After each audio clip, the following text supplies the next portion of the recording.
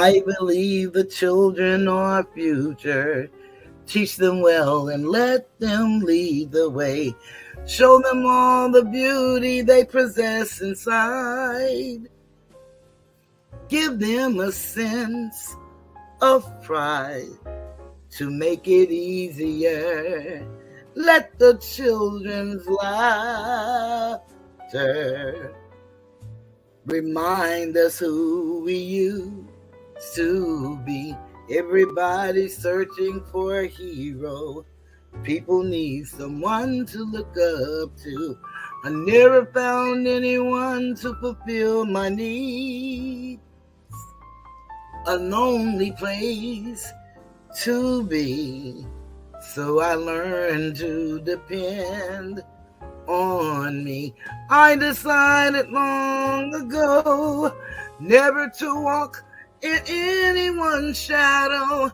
If I failed, if I succeed, at least I'll live as I believe. No matter what they take from me, they can't take away my dignity, because the greatest love of all is happening to me. I found the greatest love of all inside of me. The greatest love of all is easy to achieve.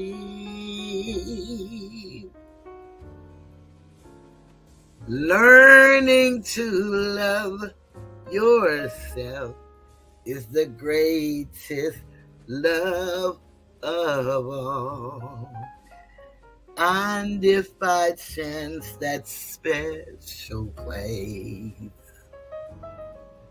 that you've been dreaming of takes you to a lonely place, find yourself in love.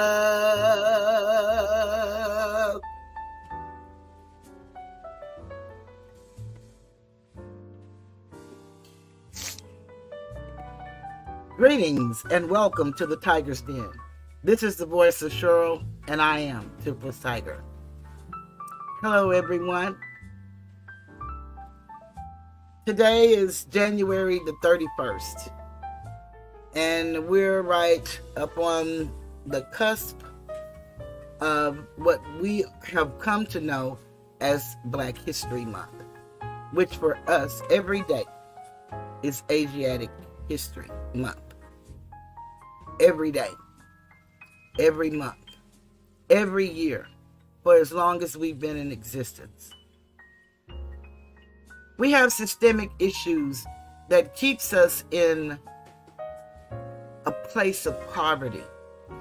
And we have so many emotions that go with that because we tend to think that we don't do enough when we know that we do more than enough. Matter of fact, we do double of what's required just to be acknowledged. And sometimes we go unnoticed. I want to talk about today motherhood. And for me, I identify as Asiatic, but for the sake of this paper, I'm going to use the word that we're all known as, which is Black, which seems to be unnoticed in the eyes of the law. It's amazing to me. I've spent time looking at different videos on YouTube, and I've read different articles, and it's amazing how everyone can tell us about the disparaging treatment that we receive as a group of people. It's all everywhere, but we can't discuss it. We can't correct it. But it's a must that we do it as individuals. and then come together as family and teach that knowledge and then operate as a unit. No matter what odds we've faced, we've always been resilient, and we've always been able to somewhat live out our dreams. We have hopes, desires, aspirations, and we want things for our children. After all, we believe the children are our future.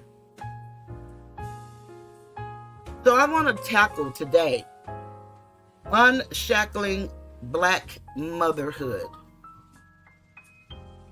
Now, this was a paper written back in 1997, and it was written by Dr. Dorothy E. Roberts of the University of Pennsylvania Carey Law School.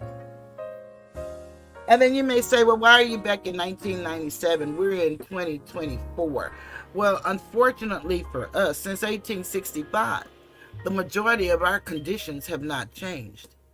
We've just traded places and been put in a better looking position.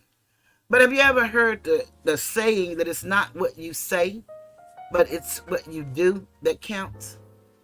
Well, we've been promised a lot of things as a people, but for some reason, they always seem to fall through.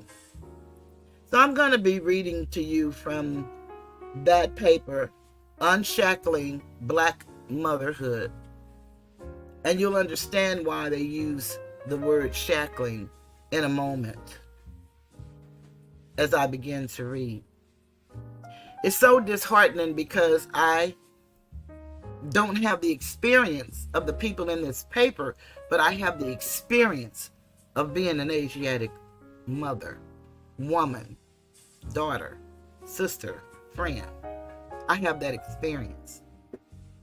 I see the struggles that we have in everyday tasks that we know that we're good at. We know probably we're the best at what we do, but we're never recognized. It's never enough. And then in this great country, we're supposed to pretend that we don't have these experiences, yet everyone knows of the experiences, but you just can't talk about it. You can't act on it and make it right. But I think the more we educate ourselves, I think we'll treat each other better. If we knew the odds that were really stacked against us, I think we would have more respect for one another. And if we don't, I think we should.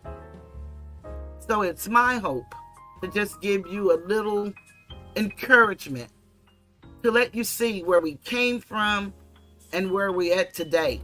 And we must do something about it. It's not enough to just tear each other down for the sake of what we think is money, for the sake of prestige.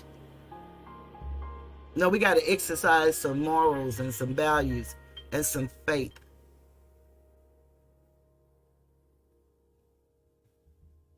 So I'm going to start.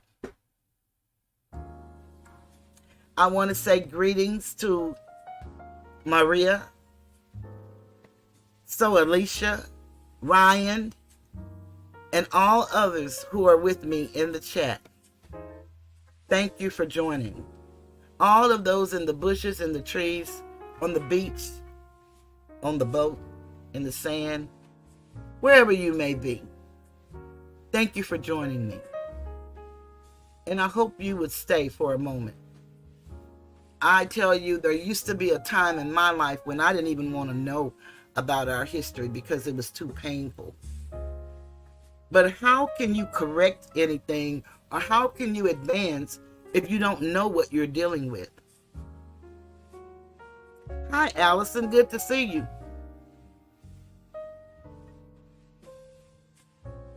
So I'm going to get started.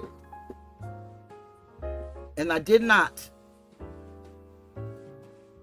prepare my scripture for today.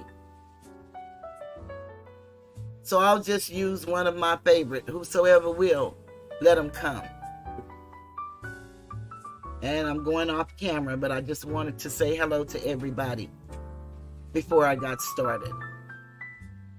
And I think we determined the other day that sometimes when I go in and out and sound choppy, then perhaps it is the connection, because sometimes the internet, you can see how it's going up and down. So I hope that I can stay where you can hear me. Let me know if you think the music is too loud. I'll be more than happy to turn it down.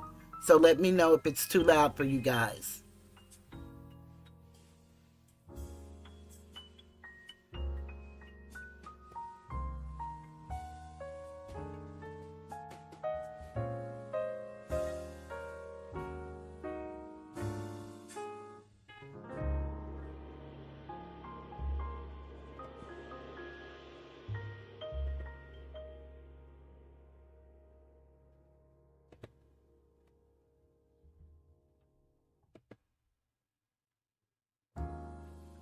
Unshackling Black Motherhood by Dorothy Roberts.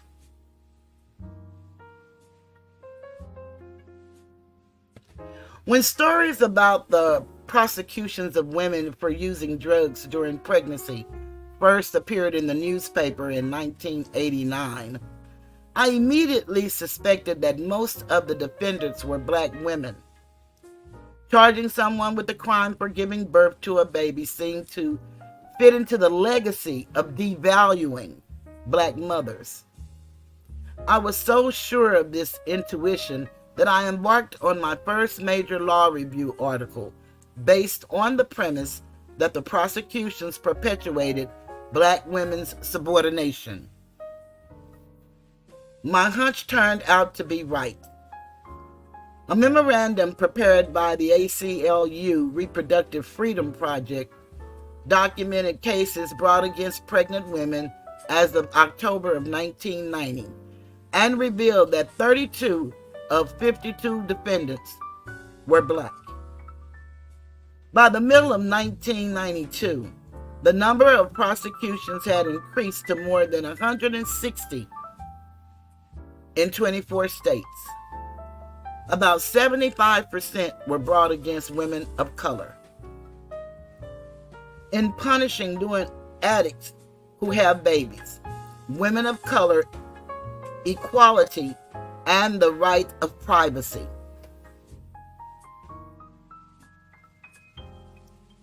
I argued that the prosecutions could be understood and challenged only by looking at them from the standpoint of Black women.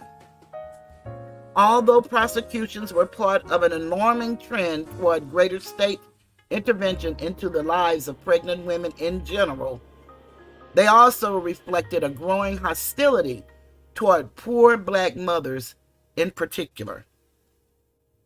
The debate on fetal rights, which had been waged extensively in law review articles and other scholarship, focused on balancing the state's interest in protecting the fetus from harm against the mother's interest in autonomy. My objective in that article was not to repeat these theoretical arguments, but to inject into the debate a perspective that had largely been overlooked. It seemed to be impossible to grasp the constitutional injury that the prosecutions inflicted without taking into consideration the perspective of the women most affected.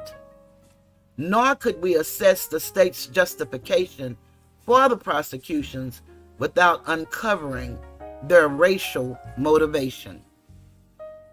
And again, I'm sharing this information with you under Title 17 U.S. Code 107, and that's Limitations on Exclusive Rights for Fair Use Copyright Act. The fair use material we can use without permission is allowed when used for commentary, criticism, education, research, scholarship, and teaching. Hi, Mian. I'm just going to say Mian. I don't want to always say green-haired lady. Good to see you. Taking race into account transformed the constitutional violation at issue.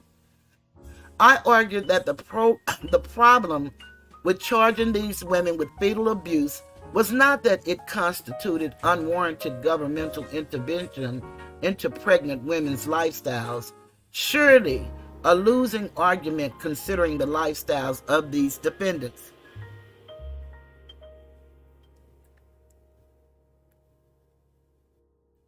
Thank you so much, Sugar Man.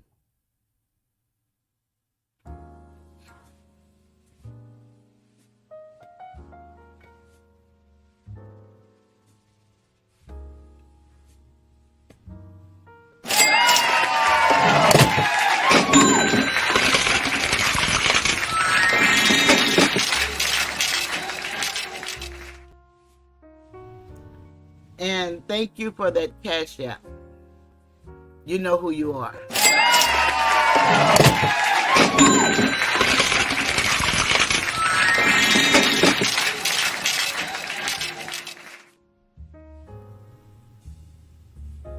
Instead, I reframed the issue.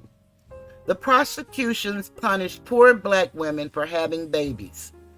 Critical to my argument was an examination of the historical devaluation of black motherhood, given the conceptualization of the issue and the historical backdrop. The real constitutional harm became clear. Charging poor black women with prenatal crimes violated their rights both to equal protection of the laws and to privacy by imposing an invidious governmental standard for childbearing. Adding the perspective of poor black women yielded another advantage. It confirmed the importance of expanding the meaning of reproductive liberty beyond opposing state restrictions on abortion to include broader social justice concerns.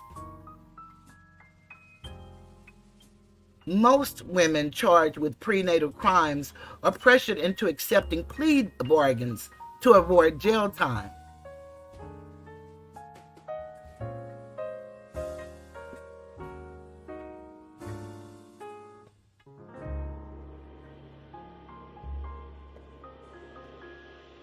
Let me get this right.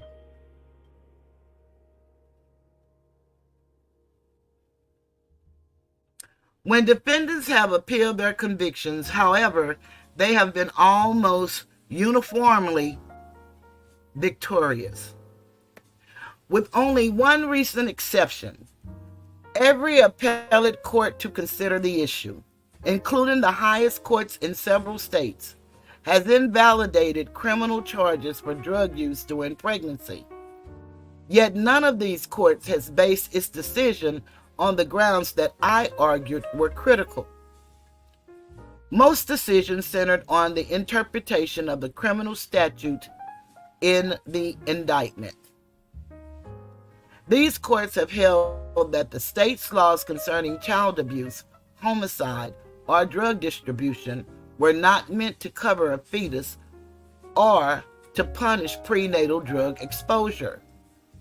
The Supreme Court of Florida, for example, overturned Jennifer Johnson's conviction in 1992 on the ground that the state legislature did not intend to use the word delivery in the context of criminally prosecuting mothers for delivery of a controlled substance to a minor by way of the umbilical cord.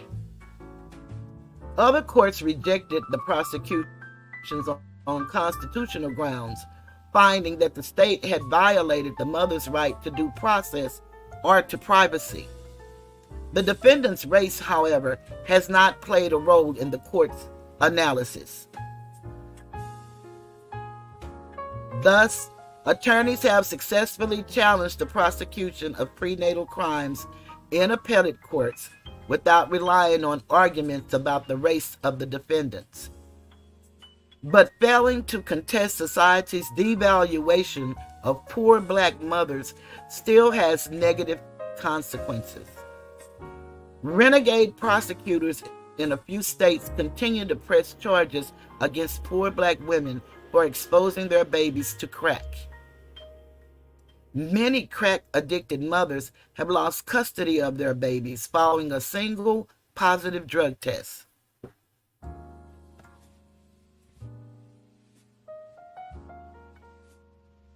The continuing popular support for the notion of punishing crack-addicted mothers leaves open the possibility of a resurgence of prosecutions and the passage of punitive legislation.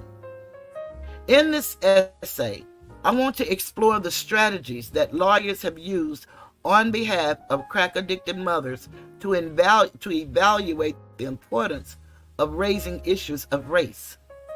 Some lawyers and feminist scholars have tried to avoid the degrading mythology about black mothers by focusing attention on issues other than racial discrimination and by emphasizing the violation of white middle-class women's rights. I argue, however, that we should develop strategies to contest the negative images that undergird policies that penalize black women's childbearing. Number 1, the South Carolina experiment. Despite the fact that most prosecutors renounce a punitive approach toward prenatal drug use, South Carolina continues to promote a prosecutorial campaign against pregnant crack addicts. The state bears the dubious distinction of having prosecuted the largest number of women for maternal drug use. Many of these cases arose from the collaboration of Charleston law enforcement officials and the Medical University of Southern Carolina, and they call that MUSC, a state hospital serving an indigent minority population.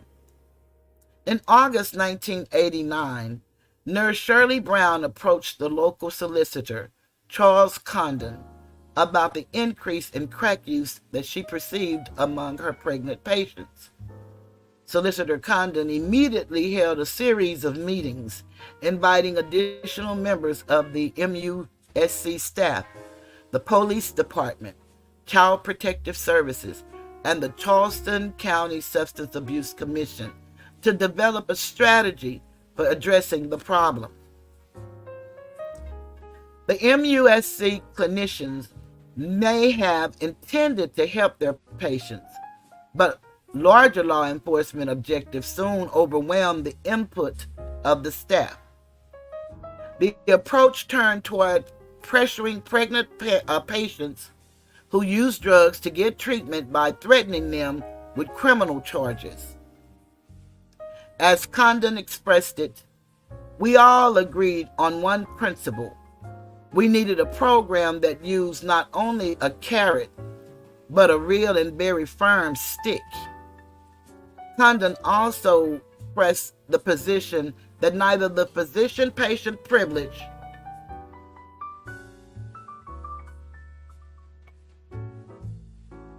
nor the Fourth Amendment prevented hospital staff members from reporting positive drug tests to the police.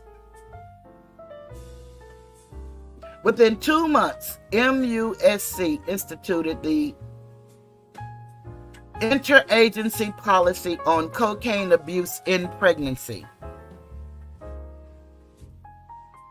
Interagency Policy, a series of internal memos that provided for non-consensual drug testing of pregnant patients, reporting results to the police, and the use of arrests for drug and child abuse charges as punishment or intimidation. Although the program claimed to ensure the appropriate management of patients abusing illegal drugs during pregnancy, its origin suggests that it was designed to supply Condon with defendants for his new prosecutorial crusade. The arrest had already begun by the time the hospital board of directors officially approved the new policy. Hospital bioethicists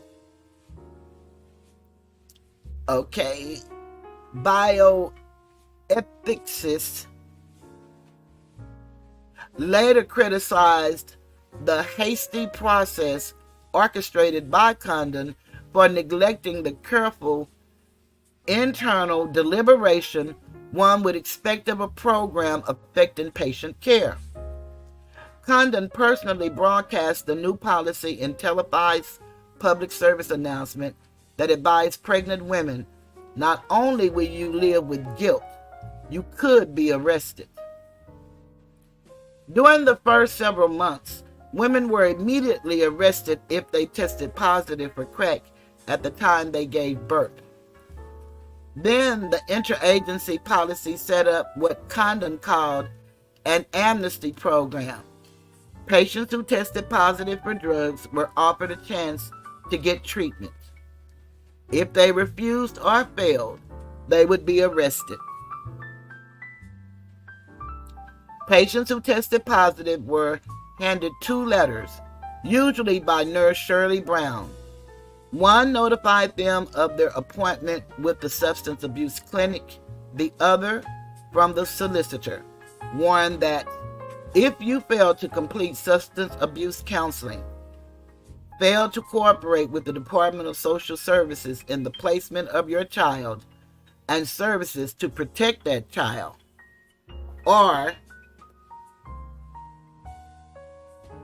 if you fail to maintain clean urine specimens during your substance abuse rehabilitation, you will be arrested by the police and prosecuted by the office of the solicitor. Greetings, Lord King. The policy offered no second chances. Women who tested positive for drugs a second time or who delivered a baby who tested positive were arrested and imprisoned. Depending on the stage of pregnancy, the mother was charged with drug possession, child neglect, or a distribution of drugs to a minor. Uncooperative women were arrested based on a single positive test. The interagency policy resulted in the arrest of 42 patients, all but one of whom were Black. Disregarding the sanctity of the maternity ward, the arrest more closely resembled the conduct of the state in some totalitarian regime. Greetings, Cyrus. Police arrested some patients within days or even hours of giving birth and hauled them to jail in handcuffs and leg shackles. The handcuffs were attached to a 3-inch wide leather belt that was wrapped around their stomachs. Some women were still bleeding from the delivery. One new mother complained and was told to sit on a towel when she arrived at the jail. Another reported that she was grabbed in a chokehold and shoved into detention. At least one woman who was pregnant at the time of her arrest sat in a jail cell waiting to give birth.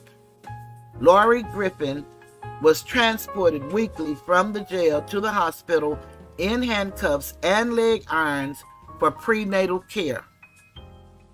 3 weeks after her arrest, she went into labor and was taken, still in handcuffs and shackles, to MUSC.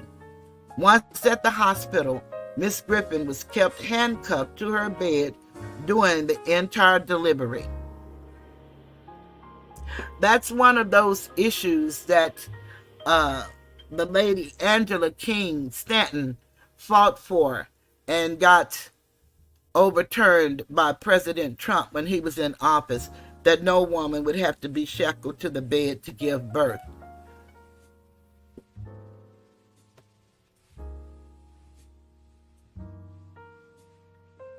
I think these kind of things are important for us to talk about and for our children to hear and know about, because we have so little respect for one another today. And we all argue why we have this disdain and disrespect for one another. You know, a lot of us say that the women want to be boss chicks and think that they're better than the men, and the men feel emasculated and devalued. And all of that could be a part of the truth, but it's a part of a system that's in place to keep us at odds and divided with one another. But if we don't know where we come from or why we do what we do, we're bound to keep repeating the same thing. And as we all know, repetition strengthens and confirms. Faith comes naturally. So if you repetitively do something wrong, you're going to be great at it. You're going to be great. Somehow we have to get control of who we are as a people. And I'm not talking about 2,000 years ago or way back in ancient times. I'm talking about in today's times, as we live, as we see our children destroying one another, as we see the system separated our men from the home, and they have no voice. When in every culture, even nature, the male is our protection.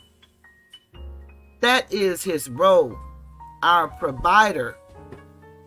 And if we don't get back to some sense of humanity by letting go of being non-human, because when we say that we're black, we're taking ourselves out of the human family, and we're treated as such. I didn't want to know this stuff. I hate I waited until I was 50 years old to actually start looking at why everybody in the world have this hate for us as a people. And it's because of who we are. We're indigenous to all lands. All lands. We are indigenous to those lands. We are resilient.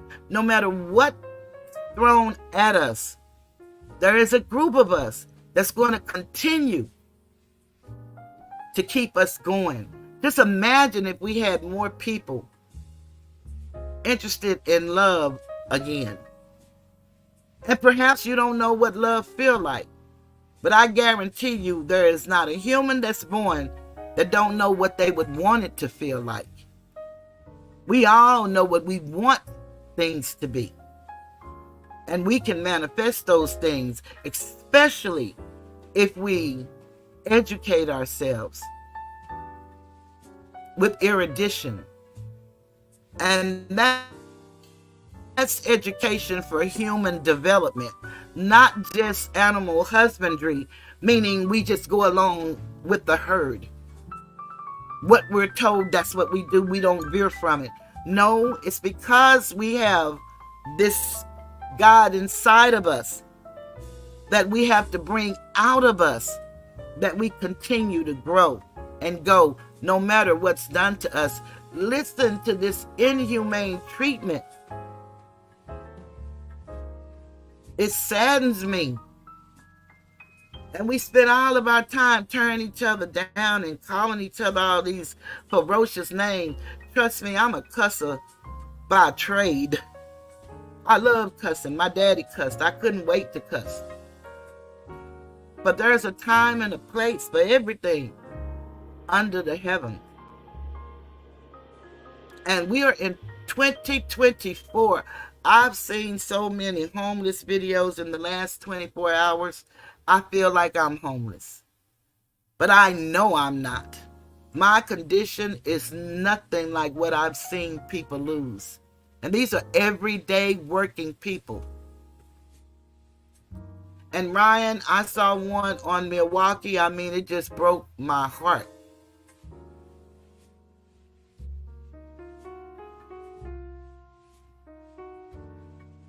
It's really amazing that we're still alive for real. Just to walk outside your door. And people are working 2 jobs and are getting evicted because of the rate of rent. And then this program that they have for us throughout the whole United States The home voucher program. Well, I saw a video on that just make you just sick to your stomach. How these people that are over the money and the credits are taking it, and how they're living in villas in Costa Rica and other places. And here we have people running like animals to get in line just to get a voucher, only for the renters, because we have all these foreign investors calling every day. You want to sell your property? You want to sell your property? And so they're buying up all the property, and they're not allowing you to use your voucher. And so we have people, the voucher lasts for 90 days. And if you don't find a place to stay in 90 days, your voucher is no longer any good. Y'all, it's really sad. And then everybody say, pull yourself up by your bootstraps. You need to quit being lazy. I don't know no lazy people that look like me. I know some with issues, with mental trauma. I know some with drug and alcohol problems. But for the most part, and we know it's not all of nothing, but for the most part, I don't know no lazy people. They get up and go to work every day. The people I know wouldn't even miss work. They wouldn't even be late. Now, I, on the other hand, was a little bit different. If I didn't feel like going to work, trust me, I didn't go. And I would call in and tell my boss such. I didn't have to tell no lies and pretend nothing. That just wasn't a day I could do no work that day. And I needed my job, so I can't come in. Ryan, so Alicia said, hey. Oh, okay. She's ready to knock out. Ryan said, yeah, every highway exit there's a makeshift homeless encampment and panhandlers and trash everywhere. Rat infested. It's bad. Yeah, it is bad. And the neighborhoods were so beautiful. They did 2 stories. They covered 2 families. One, of course, European, and one Asiatic. And it's sad. They followed them for the past 20 years up until now. And unfortunately, the European, they ended up getting a divorce. The father couldn't take it anymore. He left. And they were high school sweethearts. And the Asiatic family, they continued. They've had many setbacks, many jobs. Their oldest son graduated college. One of their twins went to the service, came home, can't find a job. It's just really sad. You see these hard-working people every day just trying to make it.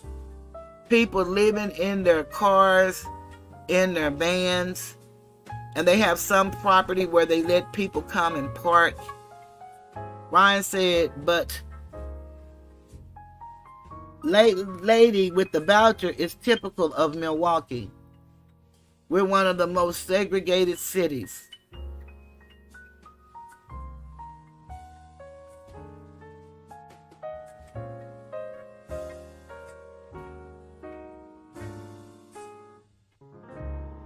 Yeah, we have some issues, but Cyrus, we just don't have no people that don't want. Matter of fact, we're one of the #1 consumers in the world, and we want everything we probably don't need, and we'll work hard to get it. By any means necessary, we will work hard to get it.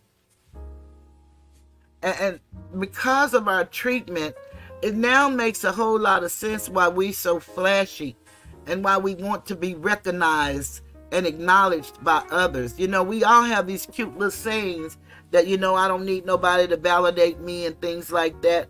And to a degree, that's true. But when you look at, no matter what your effort is, it's not acknowledged. You would be really lying to yourself, in my opinion, if you said that you put in whatever you've put into something and you didn't want to be acknowledged from, that. You can't make me believe that's true. You don't have to have nobody's approval, but it sure feels good when you get it. You don't have to have nobody to tell you that you're a good guy or a good woman. You don't have to have that, but it sure feels good when somebody acknowledges your goodness.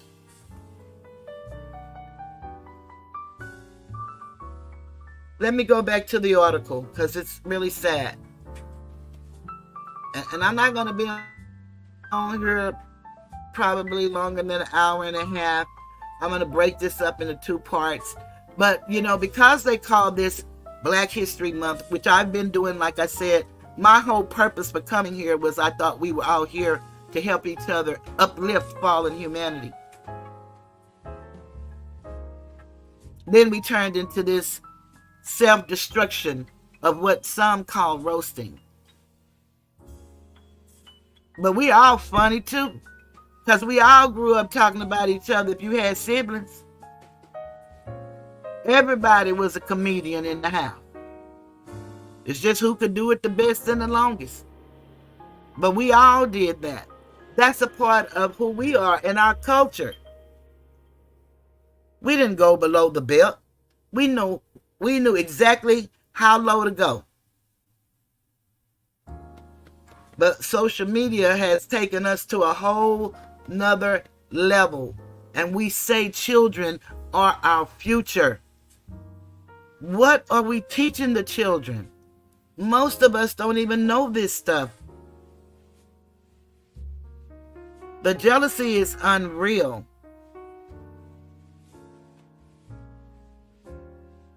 The jealousy is why I was attacked,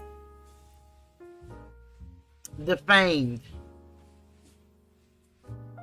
degraded, humiliated, embarrassed. But again, I'm resilient. And it's going to take more than lies and talking terrible about me in my life to stop me from doing what I came here to do.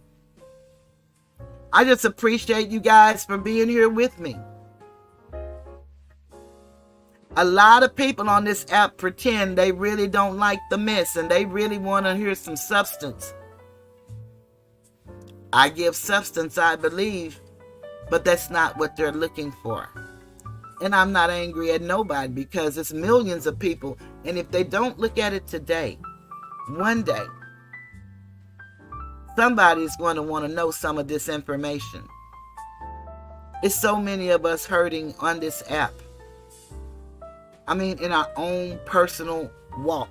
No matter what that walk is. It's our reality because we're people. And so when we come to the metaverse, we don't become superhumans. We come with whatever problems that we have. That's what we come with. But we didn't come here for our problems to be splattered all over the world. Some say they come just to get away from the monotony of their day. That's what they say. I beg to differ.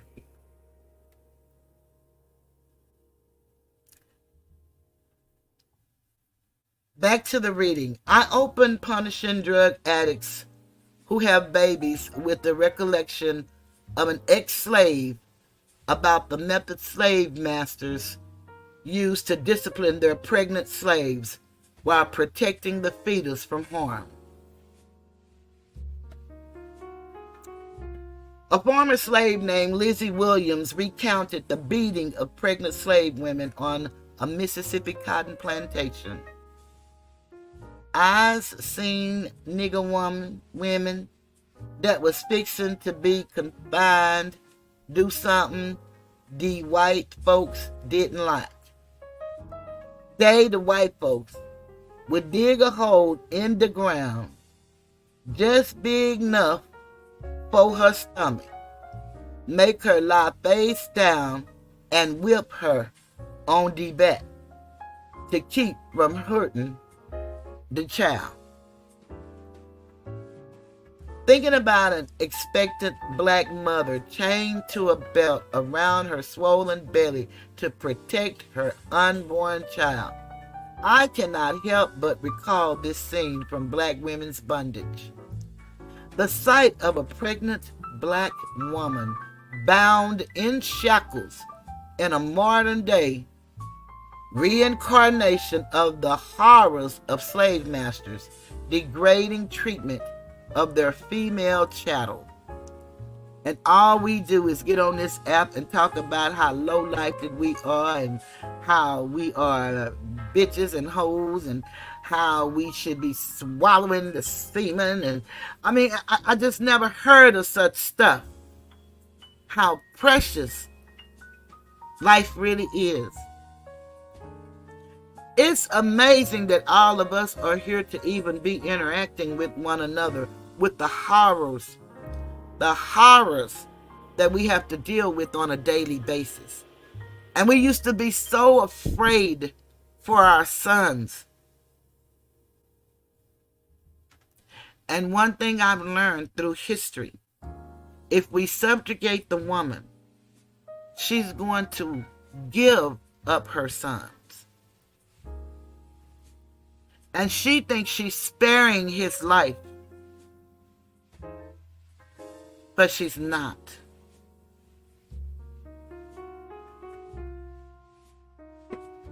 Yeah, it's sad. I never knew this kind of stuff either. It's really sad. And it's so many papers.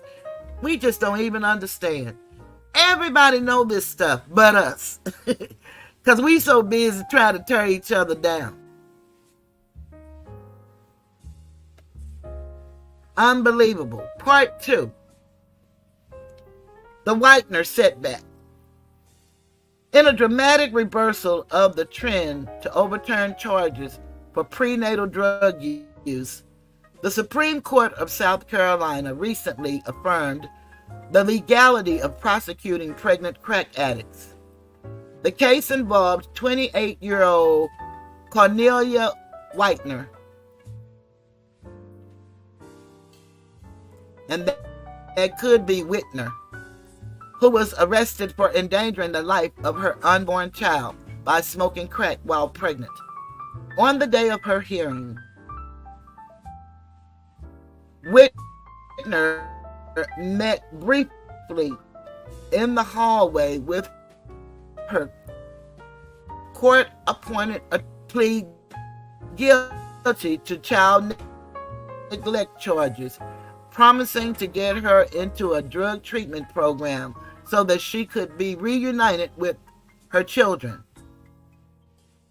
At the April 20th, 1992 hearing before Judge Frank Epps, Whitner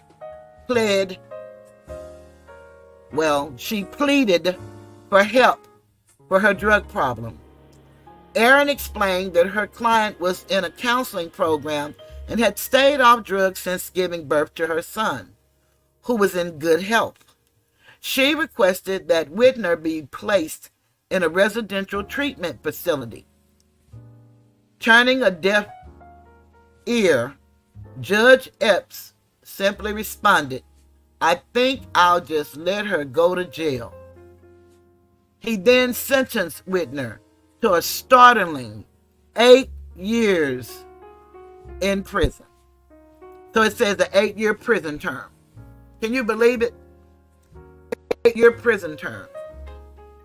And they've all acknowledged that drug addiction is truly a disease.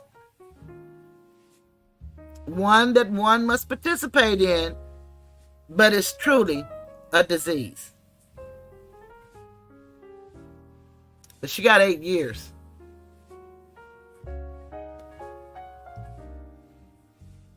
I want to say greetings to Brianna and Asatar.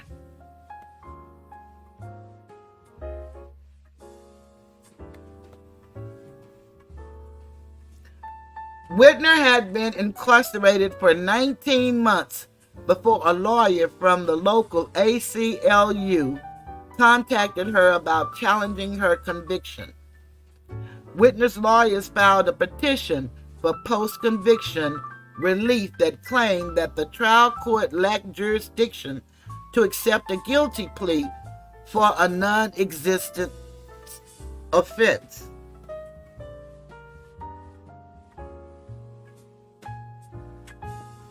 They argued that the relevant criminal statute punished the unlawful neglect of a child, not a fetus. On November 22nd, 1993, Judge Larry Patterson invalidated the conviction and released Whitner from prison. On July 15, 1996, the South Carolina Supreme Court, in a 3-2 decision, reinstated Whitner's conviction, holding that a viable fetus is covered by the child abuse statute. Now, isn't that amazing? When they want to get rid of life, they say the fetus are never viable. But because these women have issues and need help, now the fetus is viable. It is amazing. And we have no knowledge of the political system, therefore we participate not in that system, but we accept everything that is done to us by that system. And the saying, ignorance of the law is no excuse, is truly true. Congratulations, Astor won their game. Y'all gonna do it again. Three-peat. Congratulations, Ass. I just saw that. I seen you came in, but I just saw what happened. Congratulations.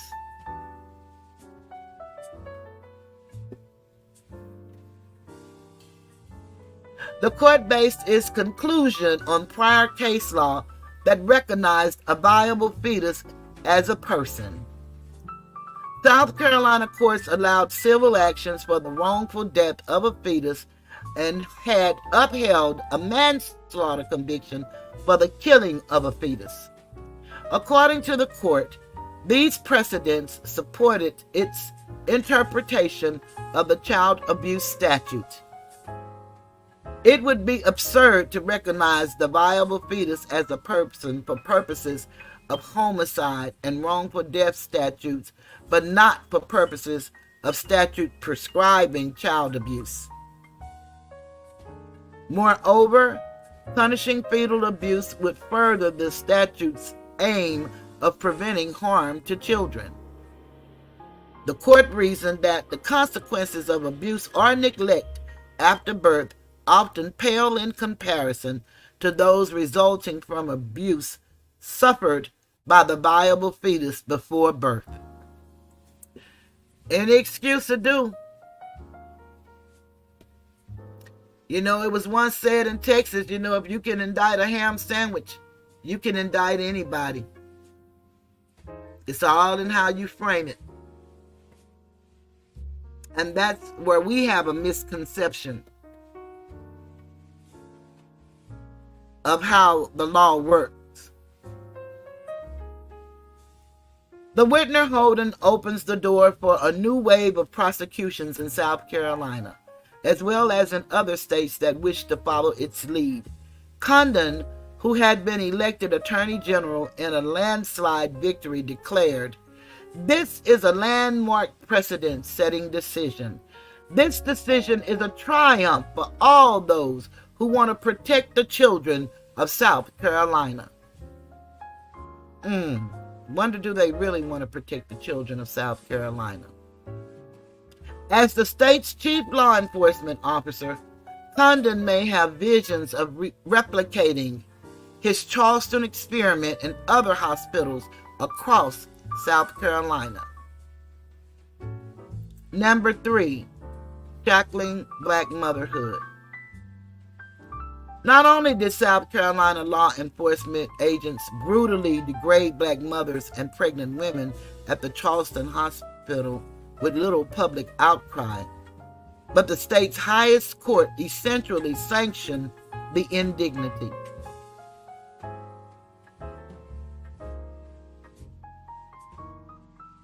How could judges ignore this blatant devaluation of Black motherhood? State officials repeatedly disclaim any racial motivation in the prosecutions, and courts routinely accept their disclaimer. Everyone continues to pretend that race has nothing to do with the punishment of these mothers. And that's how it is. And you can't discuss it. Don't you dare notice that that's what it is. The blatant racial impact of the prosecutions can be overlooked only because it results from an institutionalized system that selects black women for prosecution and from a deeply embedded mythology about black mothers. These two factors make the disproportionate prosecution of black mothers seem fair and natural, and not the result of any invidious motivation. These factors also make it more difficult to challenge the prosecutions on the basis of race. As the black poet Nikki Giovanni recently observed, in some ways the struggle is more difficult now. I'd rather take what we did. If we were killed or beaten, you knew you were fighting the system. Giovanni explained that the battle for racial justice is more complicated today than in the 1960s because racism is more sophisticated and insidious than segregated drinking fountains.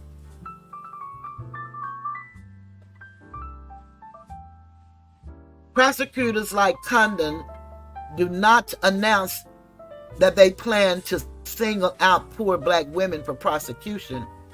Rather, they rely on a process already in place that is particularly guaranteed to bring these women to their attention. The methods the state uses to identify women who use drugs during pregnancy results in disproportionate reporting of poor black women. The government's main source of information about prenatal drug use comes from hospital reports of positive infant toxicologies to child welfare authorities. This testing is implemented with greater frequency in hospitals serving poor minority communities. Private physicians who serve more affluent women are more likely to refrain from screening their patients, both because they have a financial stake in retaining their patients' business and securing referrals from them, and because they are socially more similar to their patients.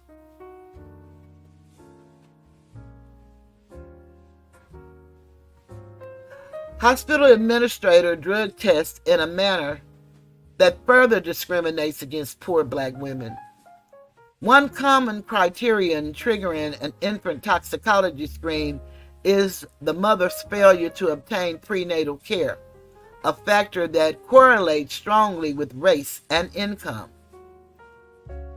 Worse still, many hospitals have no formal screening procedures and rely solely on the suspicions of healthcare professionals.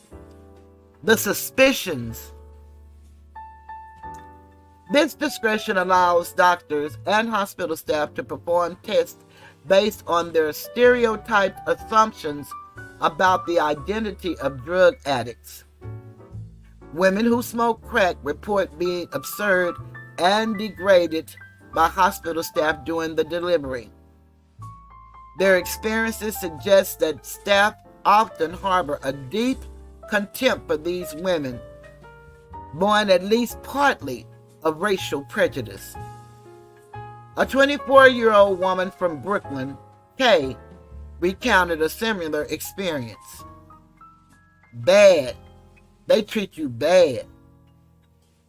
That was like I had my daughter when the nurse came and I was having the stomach pain and my stomach was killing me. I kept calling and calling and calling. She just said, "You smoking that crack. You smoke that crack. You suffer." Accordingly to court papers, Nurse Brown, the chief enforcer of the Charleston interagency policy, frequently expressed racist views about her black patients to drug counselors and social workers, including her belief that most black women should have their tubes tied, and that birth control should be put in the drinking water in black communities. It is not surprising that such nurses would turn their black patients over to the police. And this reminds me of the story that I did a couple of weeks ago where the young lady had the miscarriage and she was hauled off to jail for the abuse of a corpse. And this is in 2023, 2024. We cannot pretend that this stuff is not still happening to us and we come to YouTube to laugh. We don't even know that this kind of stuff is going on because we don't have the conversations. We allow other people to have the conversations and make the decisions on how we can change our lives, when what we need to do is come together as families, as friends, as strangers. A lot of people are educated today with the education that they have. We should be having some conversations. We say it takes a village. And all of us have experience. And all of us have some degree of knowledge. And again, everybody knows how they want to be treated. A study published in the prestigious New England Journal of Medicine discussed possible racial biases of healthcare professionals who interact with pregnant women. Researchers studied the results of toxicologic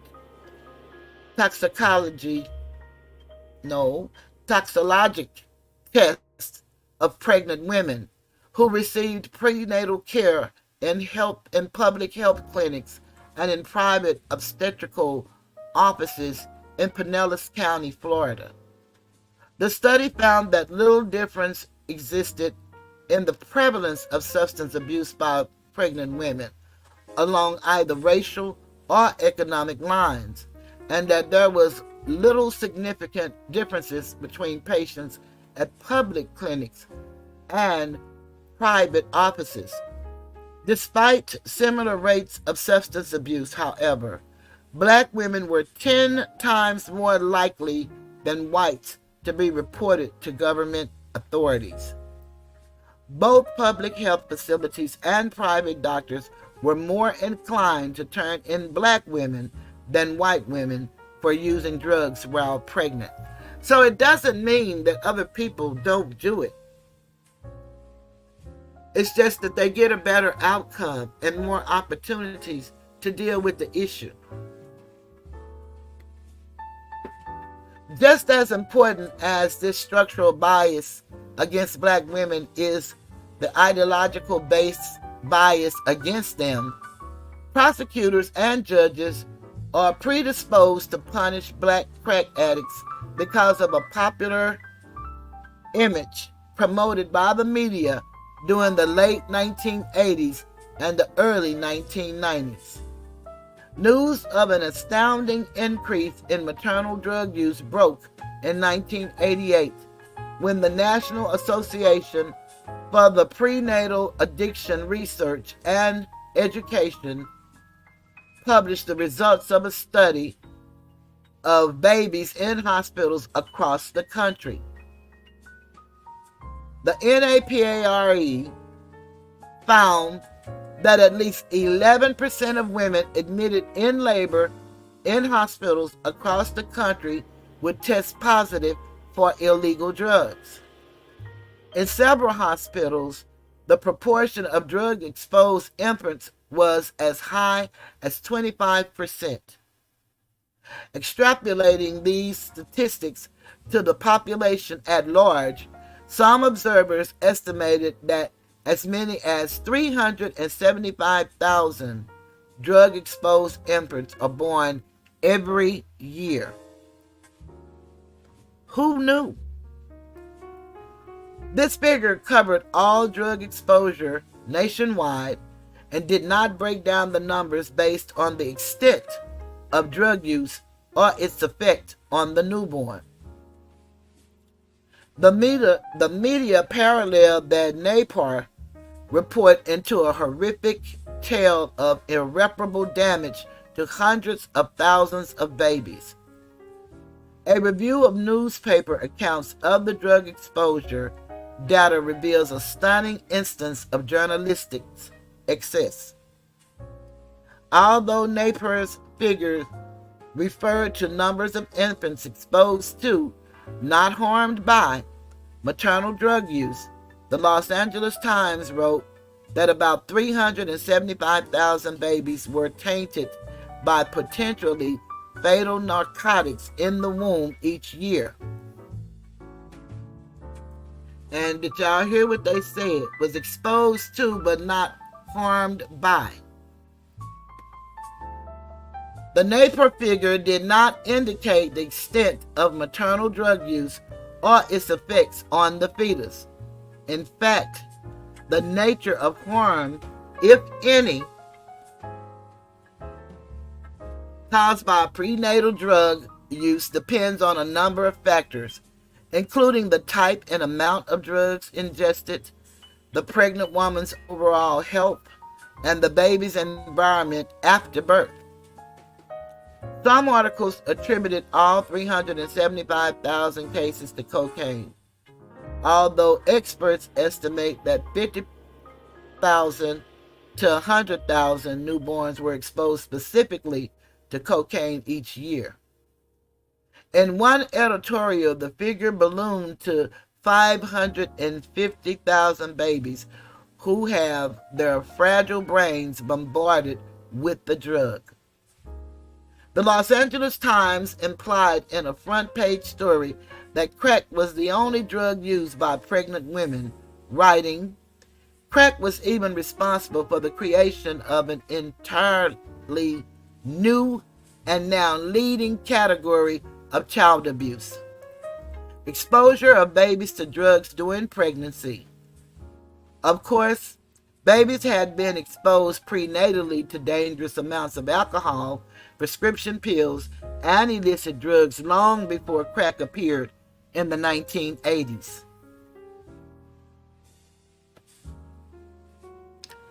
The pregnant crack addict was portrayed as an irresponsible and selfish woman who put her love for crack above her love for children. In news stories, she was often represented by a prostitute who sometimes traded sex for crack, violating every conceivable quality of a good mother. The chemical properties of crack were said to destroy the natural impulse to mother. The most remarkable and hideous aspect of crack cocaine use seems to be the undermining of the maternal instinct. A nurse was quoted as observing about her patients, "The pregnant crack addict then was the exact opposite of a mother. She was promiscuous, uncaring, and self-indulgent." By focusing on maternal crack use, which is more prevalent in inner city neighborhoods and stereotypically associated with blacks, the media left the impression that the pregnant addict is typically a black woman, even more than a metaphor for women's alienation from instinctual motherhood. The pregnant crack addict was the latest embodiment of the bad black mother. The monstrous crack-smoking mother was added to the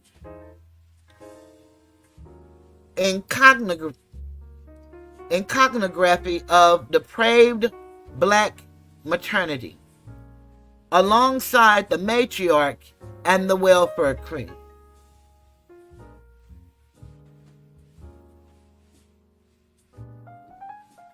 For centuries, a popular mythology has degraded black women and portrayed them as less deserving of motherhood. Slave owners forced slave women to perform strenuous labor that contradicted the Victorian female roles prevalent in the dominant white society. One of the most prevalent images of slave women was the character of Jezebel, a woman governed by her sexual desires, which legitimated white men's sexual abuse of black women. The stereotype of black women as sexually promiscuous helped to perpetuate their devaluation as mothers.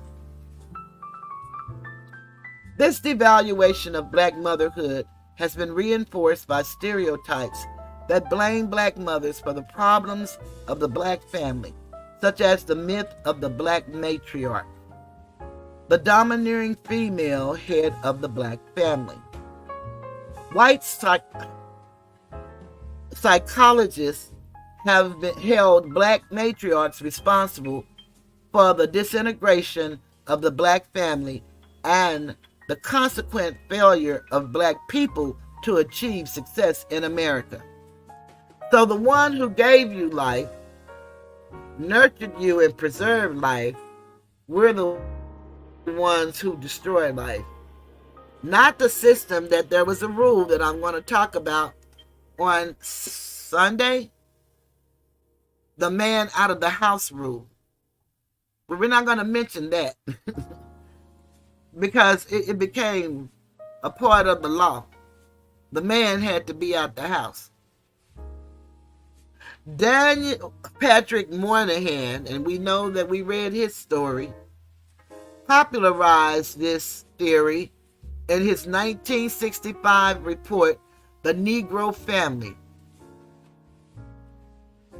The Case for National Action, which claimed at the heart of the deterioration of the fabric of Negro society is the deterioration of the Negro family. Moynihan blamed domineering black mothers for the demise of their families, arguing that the Negro community has been forced into a matriarchal structure, which, because it is so out of line with the rest of the American society, but we're not out of line with nature, trust me, but American society, seriously retards the progress of the group as a whole. Those are conversations that bear to be had. Amongst us, when we don't really need anybody speaking for us. We need to educate ourselves and speak for ourselves. And just see the skewed view that happens to us throughout the globe, not just here in America.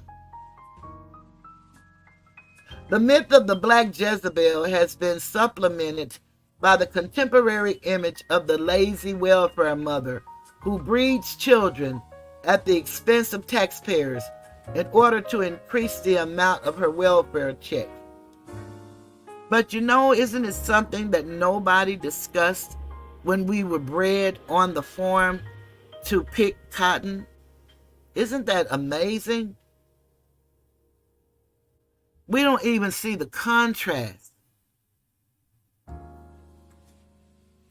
Isn't that amazing? This view of black motherhood provides the rationale for society's restrictions on black female fertility. It is this image of the underserving black mother that also ultimately underlies the government's choice to punish crack addict women. And notice, everything goes back to the government. So if the government, society, if they're looking to the government to govern, and the government view us as they do, how can we not expect society to view us the same way? Because after all, we're going by our government, who's supposed to be there to protect our interests. Unfortunately, we're not a part of the hour, sound like. Although we should be.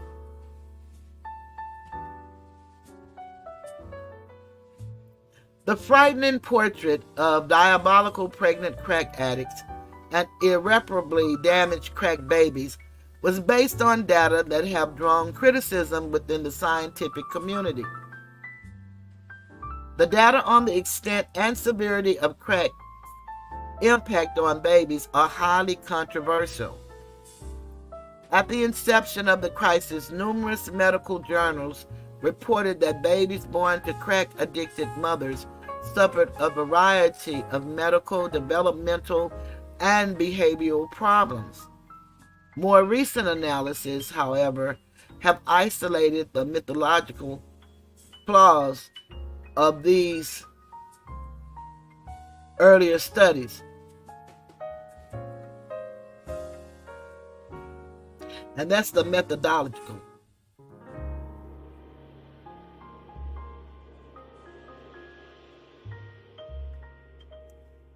The initial results were made unreliable by the lack of controls and the section of poor inner-city subjects at high risk for unhealthy pregnancies.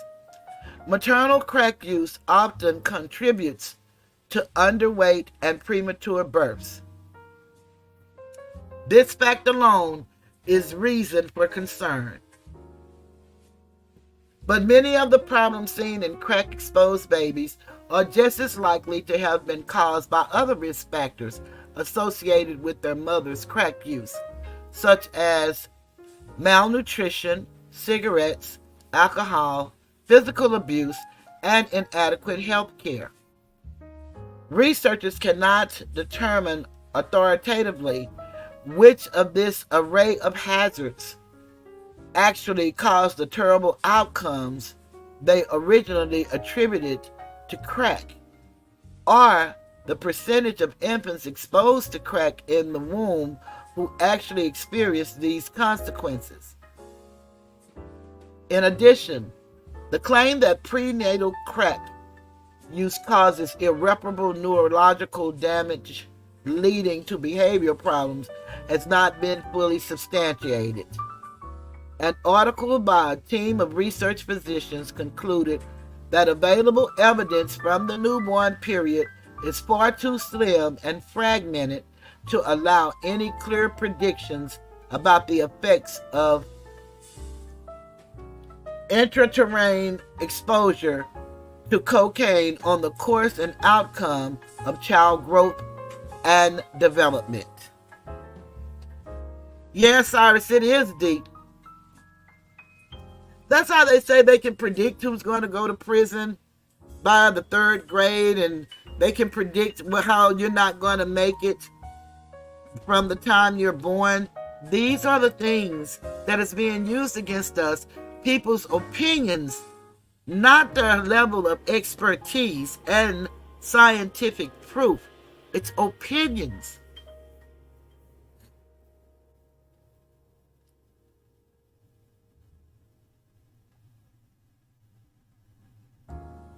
The medical community's one-sided attention to studies showing detrimental results from cocaine exposure added to the public's perception of the risk of maternal crack use.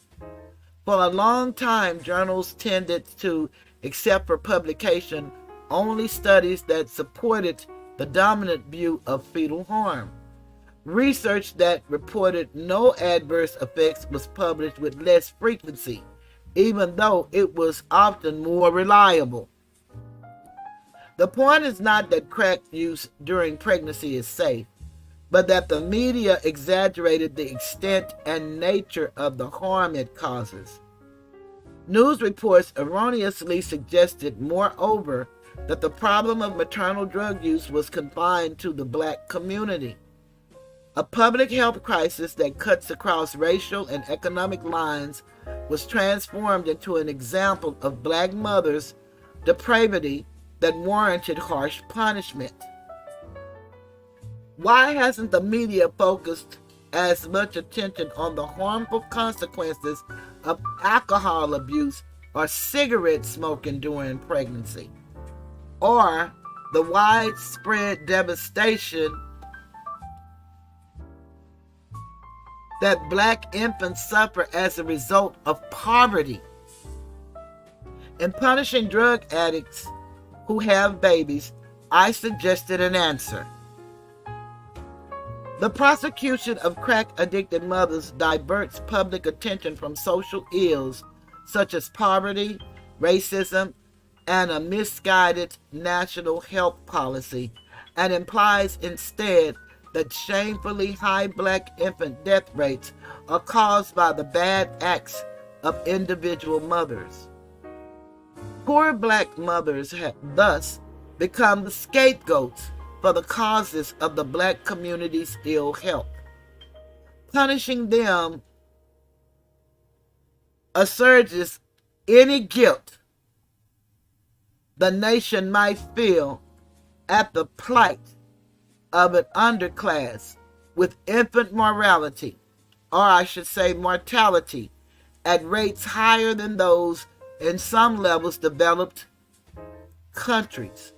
Making criminals of black mothers apparently helps to relieve the nation of the burden of creating a healthcare system that ensures healthy babies for all its citizens.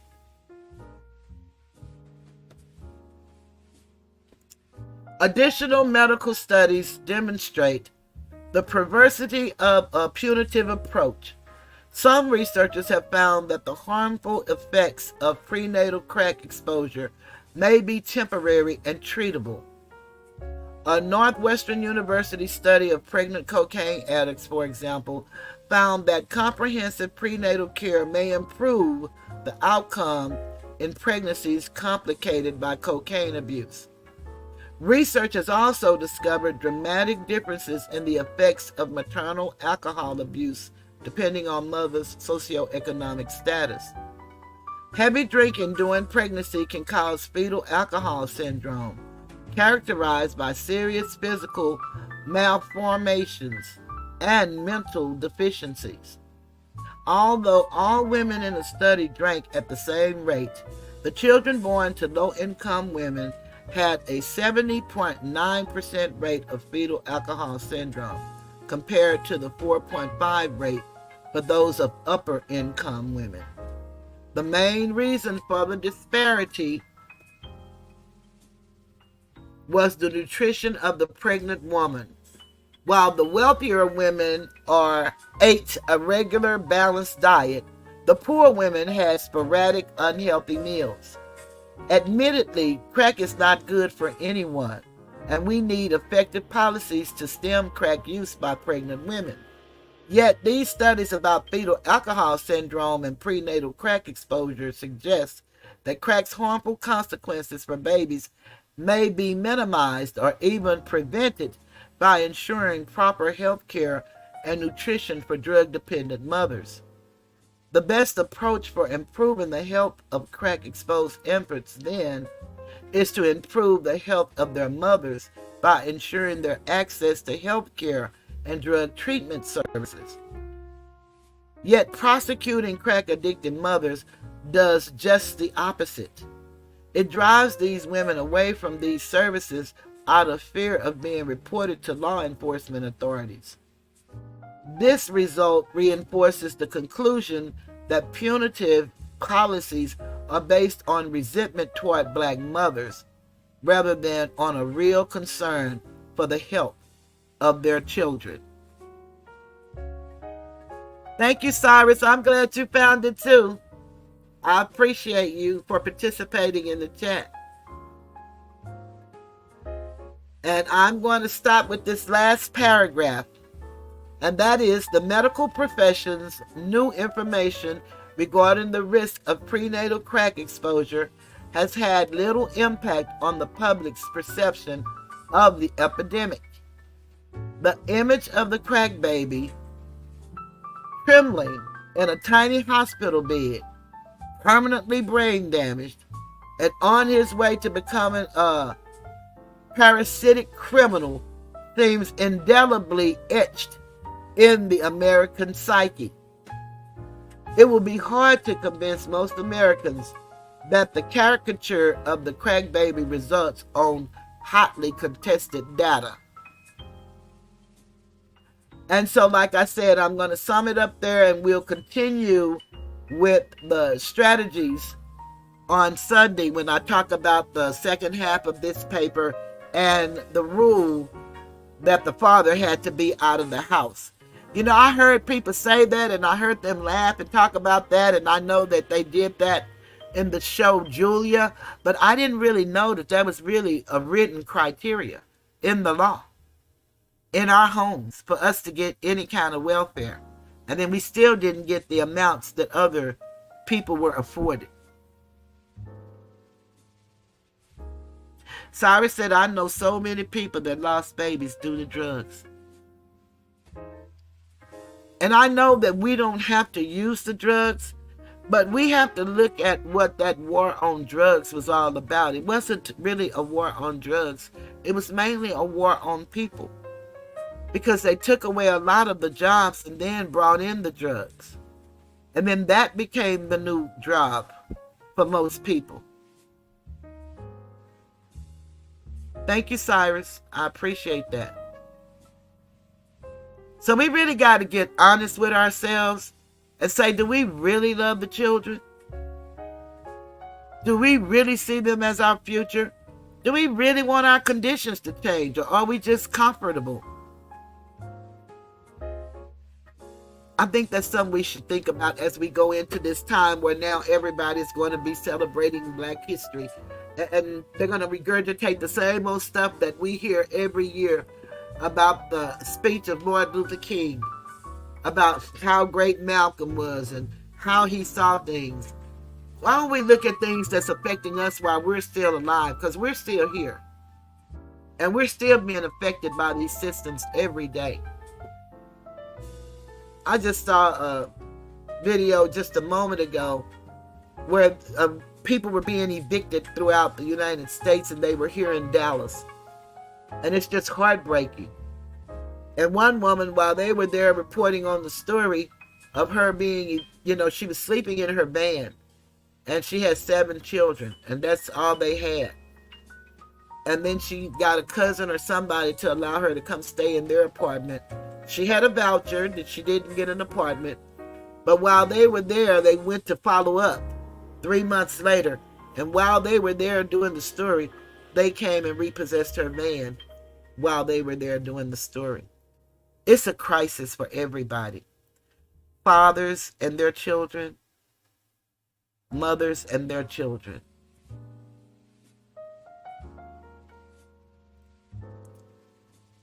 It is my hope that everybody will at one point or another start thinking about the conditions, not your personal conditions, but the conditions of the people around you. Because no matter how good you're living today, if the people around you continue to live in the conditions that they're living, you may not be living too great, because they may be just coming through your back door or your front door, kicking it in, or your windows. Times are really hard, and we need each other more than we need to be against one another. And it's okay to laugh. We need laughter. I promise you we do. It's like medicine to the bone. But more than anything, we need to start having mature conversations and offering some solutions, because some of us, again, have brilliant minds. Maybe nobody will take our advice. It's okay. Give it anyway. I'm a firm believer when you're alone, just you and the truth, it has a way of dealing with you.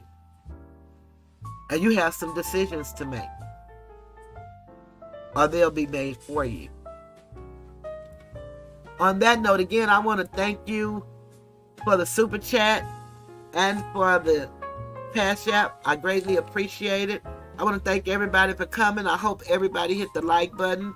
If you have not subscribed, would you please subscribe to the channel? Hit the like, and please go leave a comment. It could be an emoji. It could be a word. It doesn't matter. What helps me, even though I don't get a lot of people, is the engagement of the people that I do get. And that means the world to me. Because as I shared, I would be sharing this information if it was only me. I'm only on twice a week. And I may start doing more videos. But we've got to educate ourselves. That's the only way we're going to change how we're viewed and how great our children will be.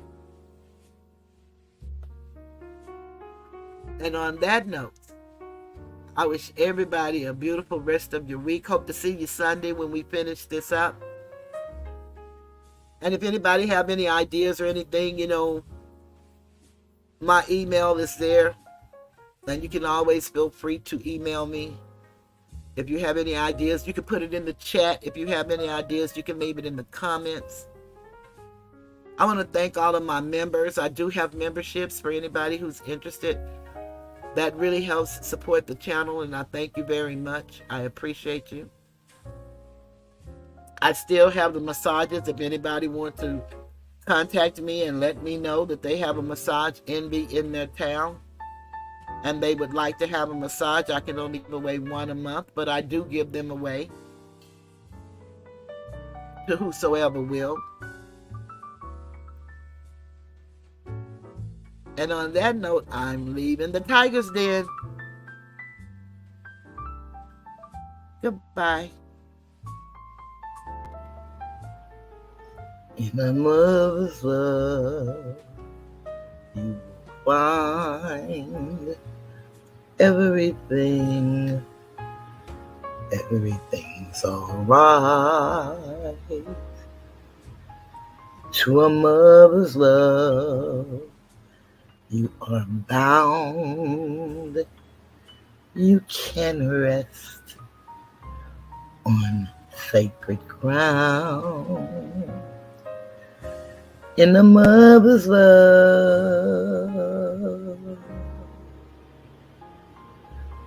you are free to dream, because she sees what you can be.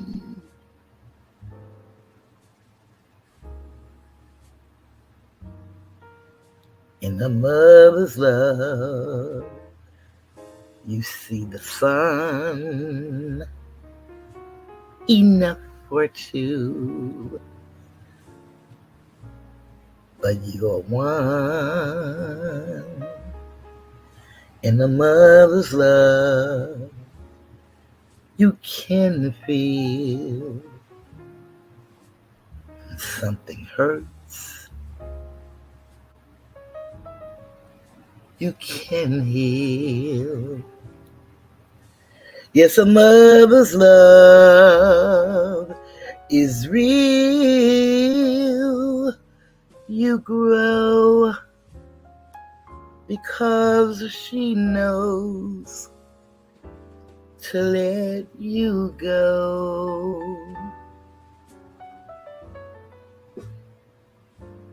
Yeah, mama.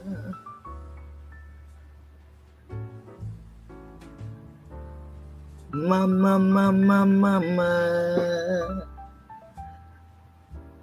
Mother's love. Mother's love. Yeah. All right. A mother's love. And a mother's love never lies.